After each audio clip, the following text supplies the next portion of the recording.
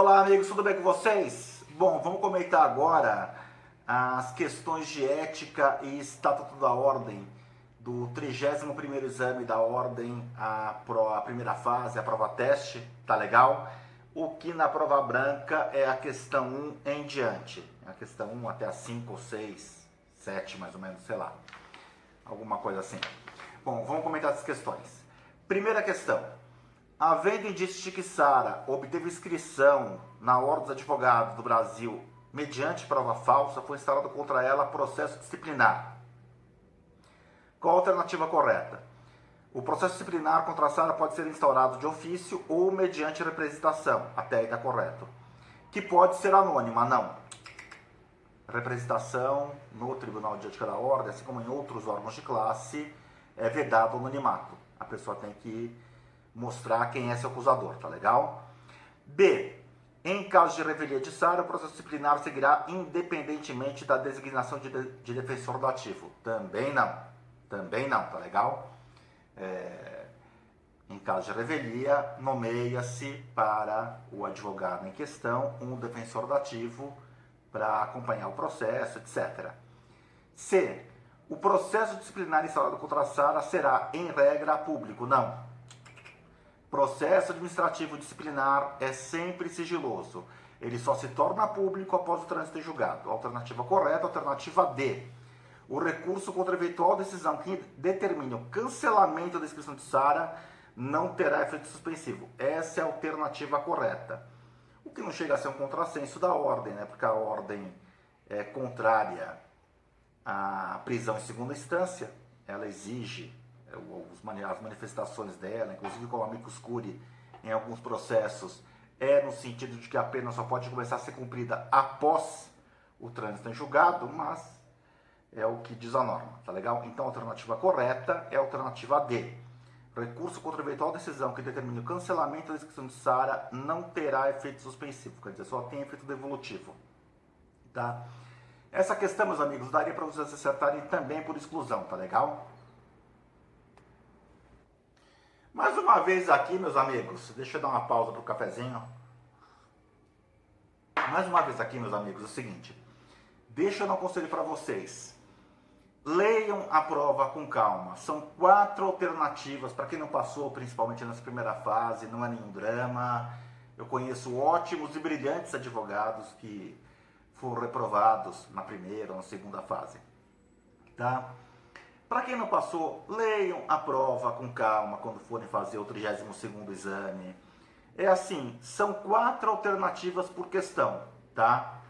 Quando eu fiz eram 5, tá? Quando eu fiz eram 5. A regra sempre foi 5, quando eu fiz FUVEST eram 5 também. Bom, mas são 4 alternativas por questão. Dessas 4, normalmente, 1 ou 2 são absurdamente erradas. Como eu falei na questão 1, o processo ser público não dá. O processo administrativo não é público, tá? Alguém pode ser julgado sendo defensor do ativo? Também não pode, né? Óbvio que não pode. Então, assim, 2 questões, de cara, já seriam anuladas. Ficaria entre a A e a D. Se você lê a prova com calma, lê o enunciado das questões com calma, parar, respirar, dá para passar na primeira fase, até com uma pontuação alta, tá legal? Bom, vamos para a questão 2. Bom, vamos para a questão 2. Em certo município, os advogados André e Helena são únicos especialistas em determinado assunto jurídico. Por isso, André foi instado a participar de entrevista na imprensa escrita sobre as repercussões de medidas tomadas pelo poder público local, pelo poder executivo local, relacionadas à sua área de especialidade. Durante a entrevista, André convidou os leitores a litigarem em face da administração pública, conclamando-os a procurarem advogados especializados para ajuizarem demandas, que considerava tecnicamente cabíveis. Porém, quando indagado sobre os meios de seu contato para os leitores interessados, André disse que por obrigação ética não poderia divulgá-los. Por sua vez, a advogada Helena, resignada com as mesmas medidas tomadas pelo Executivo, procurou um programa de rádio oferecendo-se na reportagem sobre o assunto. No programa, Helena manifestou-se de forma técnica, educativa e geral, evitando o sensacionalismo. Considerando as situações acima narradas e o disposto no Código de Ética da Ordem, assinale a alternativa correta. Tá? Alternativa A. André e Helena agiram de forma ética, observando as normas previstas no Código de Ética da Ordem. Bom, a alternativa A já é o inverso da B. Então, uma exclui a outra, necessariamente. A B é a correta. Nenhum dos dois agiu de forma ética, tendo ambos ido observadas as normas previstas no Código de Ética da Ordem e Disciplina? Sim. Por que nenhum dos dois agiu de forma correta? Primeiro, ainda que o André não tenha divulgado seu meio de contato para ser localizado e não tenha falado, eu recomendo você procurar o advogado de sua confiança. Mas o André estimulou que as pessoas ajuizem ações, tá? E não é papel do advogado, tá? Descobrir que tem um direito e ir atrás desse direito é algo que a parte deve fazer e para isso ela procura um advogado. Já a Helena, por sua vez, ela só deu entrevista. Até aí, ok. Seria o ok se ela não tivesse procurado o jornal, se ela tivesse sido procurada pelo jornal. Como ela procurou o jornal, também se entende que é um tipo de marketing indevido que ela está praticando, uma tentativa de captação, inculcação de clientela ou algo assim. Alternativa C também. Apenas André agiu de forma ética, observando as normas previstas no Código de Ética. Não agiu de forma ética porque ele estimulou as pessoas a entrarem em equações. Apenas Helena agiu de forma ética, observando as normas previstas no Código de Ética e Disciplina da Ordem. Também não, porque a Helena, ela procurou o meio de comunicação. Gente, é o seguinte, publicidade na advocacia, vamos ser objetivo. Publicidade na advocacia, tá? Normalmente, a resposta mais correta que a OAB vai te dar é aquela que é mais restritiva à divulgação do advogado. Tá legal? Se eu sou favorável a isso? Não, sou contra. Mas o que eu quero agora é que vocês, meus amigos, principalmente aqueles que não passaram no 31º exame da Ordem, passem no 32º, tá legal? Então, assim, não adianta agora você tentar mudar o mundo. Exame da Ordem é feito para você ser aprovado. Depois, quando você estiver formado, com um tempinho de formado, você tenta mudar o mundo. Mas não é agora não, tá legal? Agora a tua obrigação é passar no Exame da Ordem, tá legal? Alternativa 3, meus amigos, a questão número 3. O advogado Fernando foi contratado por Flávio para defendê-lo extrajudicialmente, tendo em vista a pendência do inquérito civil em face do cliente. O contrato celebrado entre ambos foi assinado em 10 de 3 de 2015, não prevista a data de vencimento. Em 10 de 3 de 2017, foi concluída a atuação de Fernando e foi arquivado o inquérito civil junto ao Conselho Superior do Ministério Público. Tá legal? Em 10 de 3 de 2018, Fernando notificou extrajudicialmente Flávio, pois esse ainda não havia adimplido os valores relativos aos honorários contratuais acordados. Pois bem, a ação de cobrança a ser proposta por Fernando, que é o advogado, prescreve em 10 de 3 de 2015, 10 de 3 de 2017, quer dizer, 3 anos a contar de 10 de 3 de 2015, 5 anos a contar de 10 de 3 de 2017, 3 anos contados a partir de 10 de 3 de 2018, 5 anos a contar de 10 de 3 de 2015. A resposta correta é a alternativa B, 5 anos de 10 de 3 de 2017, que é quando o processo se encerra. Tá, o processo foi encerrado ali, não houve recurso contra esse arquivamento, então o processo terminou ali no arquivamento. Tá? Essa questão é de direito civil também, porque a legislação foi mudada, porque houve uma alteração, porque assim, havia um problema que no primeiro momento, no Código de 2002, a prescrição para cobrança de honorários profissionais era de 3 anos, tá? E isso dava um problema, porque o teu cliente, o direito dele postular algo contra você no Tribunal de Ética da Ordem era de 5 anos, tá? Então, assim, prescrevia eventualmente o teu direito de cobrança, mas não prescrevia o direito do cliente de lhe aborrecer no Tribunal de Ética da Ordem. Então, modificou-se a lei para equalizar ambas as normas. Ambos os direitos prescrevem em 5 anos, tá legal? Ambos os direitos de ação. A prescrição é o direito de ação, vocês lembram, né? Prescrição, extinção do direito de ação pelo decurso do tempo.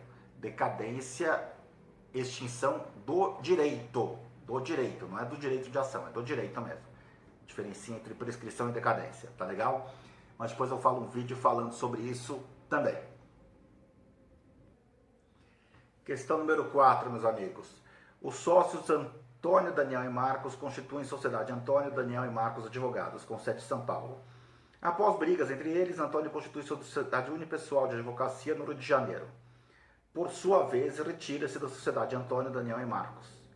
Qual a alternativa correta? Bom, para o caso, a mais correta aqui é a alternativa D.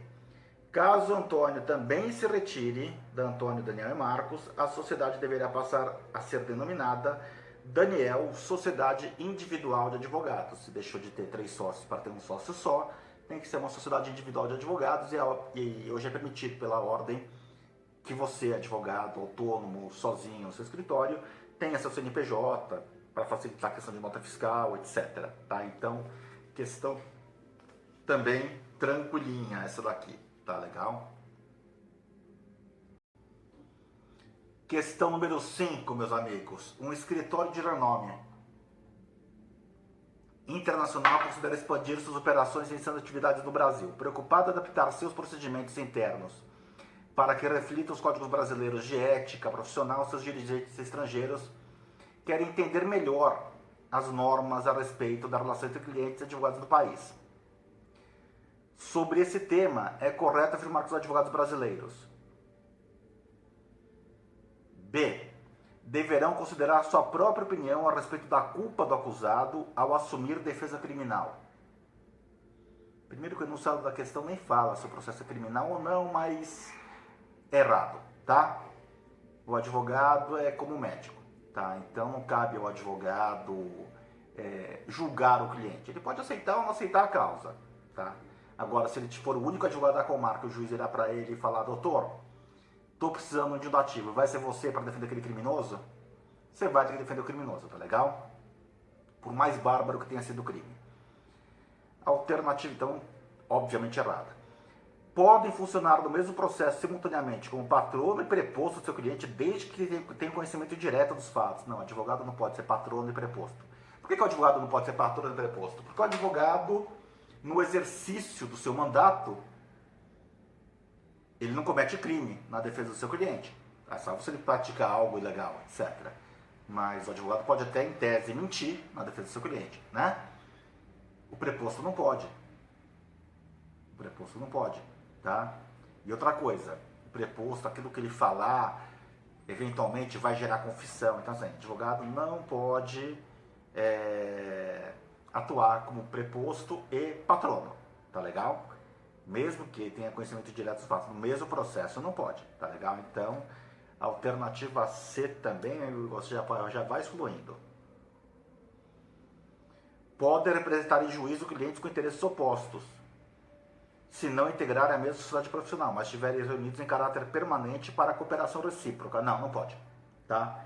Não pode haver em advocacia conflito de interesses, tá legal? Não pode haver em advocacia conflito de interesses. Então, se eu advogo para o condomínio, eu não posso simultaneamente advogar num outro processo, ainda que para outro devedor daquele condomínio, a favor do devedor e contra o condomínio, tá? O fato de eu advogar contra o condomínio que eu moro me impede de atuar em favor do condomínio que eu moro. Então, por exclusão, mais uma vez, a alternativa correta é a A. Qual que é a alternativa correta? É a A. Qual que é a alternativa A da questão 5? O advogado pode, para adoção de medida judicial urgente e inadiável, aceitar procuração de quem já tenha patrono constituído, sem o prévio conhecimento deste. Vamos lá, meus amigos? É medida urgente e inadiável, tá legal? Urgente e inadiável não é que teu cliente quer um relatório. Urgente e inadiável é urgente e inadiável, tá?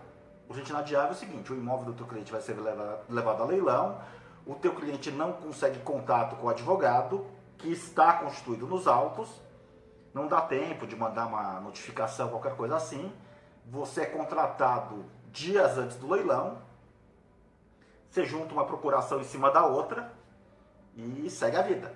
E tenta pedir o leilão. Mas isso é urgente e inadiável. Cuidado com o conceito de urgente e inadiável.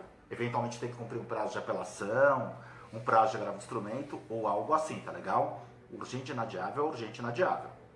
Lembrando que você assumir o processo de um colega é obrigação tua, no plano ético, no plano moral, até mais que no ético, saber que esse colega, se houver sucumbência no processo, a participação, ele tem uma participação equivalente ao tempo que ele atuou, tá legal? E quase nenhum advogado faz isso, tá bom? Bom, vamos para a questão número 6. Bom, vamos lá. O advogado João era conselheiro de seccional da OAB. Todavia, por problemas pessoais, João decide renunciar ao mandato. Considerando o caso narrado, assinale a alternativa correta. Daí, pelo gabarito, compete a alternativa B. Compete a diretoria do conselho seccional respectivo declarar extinto o mandato, independentemente de exigência de prévia notificação para a oitiva de João. Ele quer anunciar, o direito que ele tem de anunciar, entendeu? Não tem que ser ouvido necessariamente para isso. Eventualmente ele pode ter que prestar contas, algo assim, mas a renúncia é de imediata, tá legal? A renúncia de imediata. Então, alternativa B de bola, tá? Vamos para a questão de número 7. A sociedade Antônio, Breno, Caio e Diego, sempre o Caio, né? Advogados, associados, integrado exclusivamente pelo sócio Antônio, Breno, Caio e Diego, todos advogados regularmente inscritos na OAB.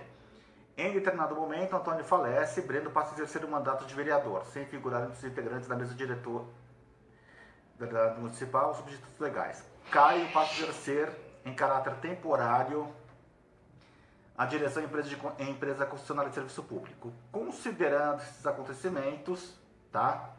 Considerando esses acontecimentos, o que acontece? Qual a alternativa correta? Com o falecimento de Antônio, se Breno e Caio deixarem a sociedade, nenhum outro sócio poderá ingressar nela. Diego deverá considerar suas atividades. O Diego poderá continuar suas atividades, caso em que passará a ser titular de sociedade unipessoal de advocacia. Tá legal? Vamos lá, meus amigos. Temos uma outra questão aqui, questão 8ª. Diego, William e Pablo, todos advogados, em situação regular perante a ordem, e querem se candidatar a um cargo de conselho seccional da ordem. Diego advoga há 2 anos e 1 dia, sendo sócio de uma sociedade simples de prestação de serviço de advocacia. Nunca foi condenado por infração disciplinar. William, por sua vez, exerce advocacia há exatos 4 anos, constitui sociedade unipessoal de advocacia e já foi condenado por uma infração disciplinar e foi reabilitado, tá? 1 ano e 3 meses após a sanção imposta. Já Pablo é advogado há 5 anos e nunca sequer respondeu pela prática de qualquer infração disciplinar, mas exerce um cargo em comissão exonerável ad nutum, cumprindo atividades exclusivas da advocacia. Bom, a alternativa correta aqui é essa daqui. Apenas o William, tá? O mais novinho deles, o com menor tempo de ordem, tem os requisitos para ser eleito ao cargo pretendido. Tá legal? Apenas o William. Diego não e Pablo não. Quer dizer, o William é mais novo. O William é o segundo mais novo, né? Diego não e Pablo não. Tá legal? Então, alternativa B de bola aqui na questão.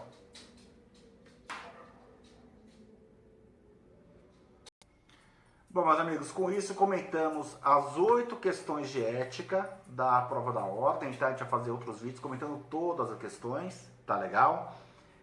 O que eu falei, várias questões, mesmo que não seja a área que você mais tivesse gostado de estudar na faculdade, sei lá, às vezes você gosta de processo civil e não gosta de processo penal, ou vice-versa, você gosta de direito penal e não gosta de direito processual penal, mas boa parte das questões são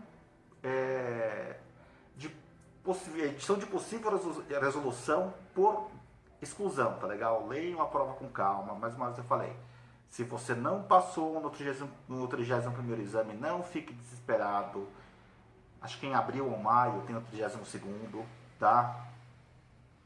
Estudem, se preparem, leiam a prova com calma. Se você passou no 31º exame, parabéns.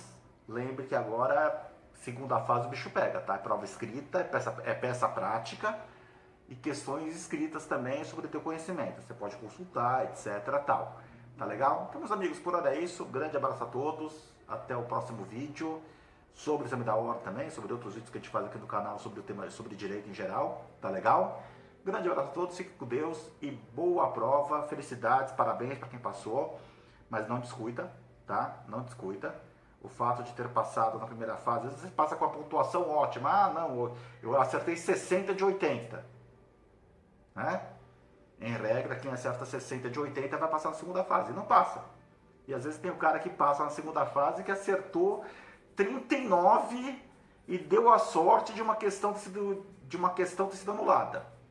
Sabe, o cara passou na rapa do tacho, vai para a segunda fase e é aprovado. Então, zerou o jogo, tá legal? Meus amigos, por hora é isso. Um grande abraço a todos e até o próximo vídeo. Valeu!